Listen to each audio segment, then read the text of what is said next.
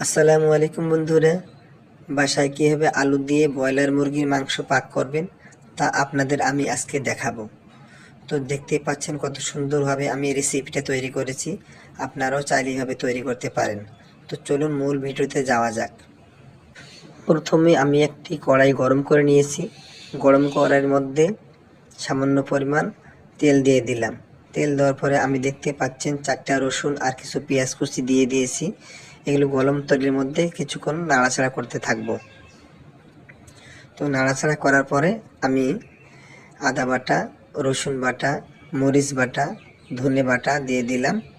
দেওয়ার পর এগুলোকে আমি কিছুক্ষণ গরম তেলের মধ্যে নাড়াচাড়া করতে থাকবো। তো এভাবে আপনারাও নাড়াচাড়া করবেন। দেখতে পাচ্ছেন কত সুন্দর একটা কালার এসে পড়েছে। এখন আমি এখানে 4টা তেজপাতা দিয়ে দিলাম। এরপর আমি 2 চামচ মরিচের গুঁড়া, 2 চামচ হলুদের গুঁড়া, 1 চামচ রাঁধুনি মুরগির মাংসের মশলা দিয়ে দিলাম। আপনারাও এইভাবে পরিমাণ মতো দিয়ে দিবেন, যার যেভাবে মন চায় মাংস অনুযায়ী দিয়ে দিবেন। তো দেখতে পাচ্ছেন আমি কীভাবে দিয়ে দিলাম। এরপর এটাকে কতক্ষণ এই ঝোলটার মধ্যে নাড়াচাড়া করতে থাকবেন। এরপর স্বাদ মতো লবণ দিয়ে দিবেন। তরকারিতে লবণের পরিমাণটা আপনার যেভাবে যেমন চান সেভাবে দিয়ে দিবেন। দেওয়ার পরে এইভাবে কতক্ষণ নাড়াচাড়া করতে থাকবেন। এরপর ঢাকনা দিয়ে ঢেকে দেওয়ার পর 5 মিনিট অপেক্ষা করার পরে আবার ফিরে আসলাম। এখন দেখতে পাচ্ছেন কত সুন্দরভাবে কালারটা চলে এসেছে। এরপর আমি মুরগির মাংসগুলোকে তরকারিটার মধ্যে দিয়ে দিব। তো দেখতে পাচ্ছেন আমি কিভাবে মুরগির মাংসটাকে তরকারির মধ্যে দিয়ে দিতেছি। এভাবে দেওয়া হয়ে গেলে 3 মিনিট নাড়াচাড়া করতে থাকবো।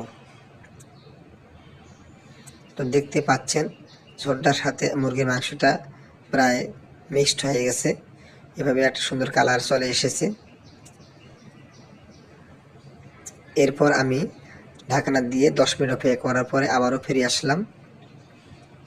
তো আপনারাও এইভাবে 10 মিনিট রান্না করবেন। করার পরে আমি কিছু আলু কেটে নিয়েছিলাম কুচি কুচি করে। আলুগুলোকে আমি তরকারির মাঝে দিয়ে দিলাম। তো আপনারাও চাইলে আলু দিতে পারেন বা নাও দিতে পারেন। তো আমি যেহেতু আলু দিয়েছি, তো আলুগুলোকে এখন এভাবে তরকারির মধ্যে নাড়াচাড়া করে নেব, যাতে ঝোলটুকু আলুর মধ্যে ঢুকে যায়। এরপর আমি একটা ঢাকনা দিয়ে ঢেকে দেব। তো ঢাকনা দেওয়ার পর 10 মিনিট অপেক্ষা করলাম। অপেক্ষা করার পরে আবারও ফিরে আসলাম। তো দেখতে পাচ্ছেন তরকারিটা কত সুন্দর একটা কালার এসে পড়েছে। এভাবে আপনারাও পাক করবেন বাসায়। তো আমি কিছুক্ষণ এখানে তরকারিটাকে কষে নিব। কষে নেওয়ার পরে আবারও ঢাকনা দিয়ে ঢেকে দেব। ঢাকনা দিয়ে ঢাকার পরে আবারও 5 মিনিট পর ফিরে আসলাম। এখন আমি সামান্য পরিমাণ পানি দিয়ে দেব। আপনারা চাইলেও বেশি পরিমাণ দিতে পারেন, আবার কম পরিমাণ দিতে পারেন। যেহেতু আমি তরকারিটাকে মাখা মাখা করে নিব, সেজন্য আমি সামান্য পরিমাণ পানি দিয়ে দিলাম। এরপরে দেখতে পাচ্ছেন এভাবে তরকারিটাকে আমি পানির সাথে মিক্স করে নিলাম। এরপর একটা ঢাকনা দিয়ে ঢেকে দেব। ঢেকে দেওয়ার পর 10 মিনিট পরে আবারও ফিরে আসলাম। দেখতে পাচ্ছেন আমার তরকারিটা কত সুন্দরভাবে পাক করা হয়ে গেছে। এভাবে আরেকটু নাড়াচাড়া করে নেব। তো দেখতে পাচ্ছেন দর্শক, আমার তরকারি প্রায় রান্না শেষের দিকে। এভাবে আপনারাও মন চাইলে বাসায় আলু দিয়ে মুরগির মাংস পাক করতে পারেন। তো আমার রান্নাটা প্রায় শেষের দিকে। এখন আমি এটাকে নামিয়ে নেব।